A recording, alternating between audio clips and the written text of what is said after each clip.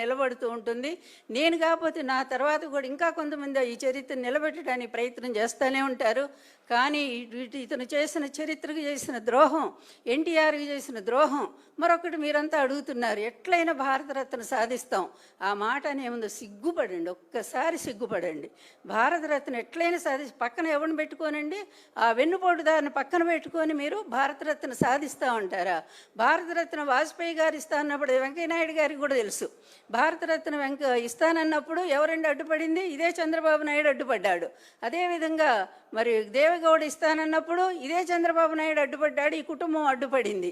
ఈ విధంగా ప్రతి ప్రధాని కూడా ఆఖరికి మోడీతో సహా ఎన్టీఆర్ గారికి భారతరత్న ఇవ్వడానికి సిద్ధపడితే ఈ కుటుంబం ఆయనకు రానియకుండా అడ్డుపడుతూ సిగ్గు లేకుండా మళ్ళా రోడ్డు మీద అందరి కోసం మాట్లాడతారండి. భారతరత్న ఎట్లయినా సాధిస్తాం.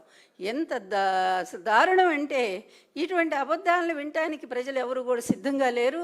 అదేవిధంగా నేను బ్రతుకున్నంత వరకు కూడా ఈ అబద్ధాలు మాత్రం నేను కొనసాగనివ్వనండి. ఎంత మోసం అండి.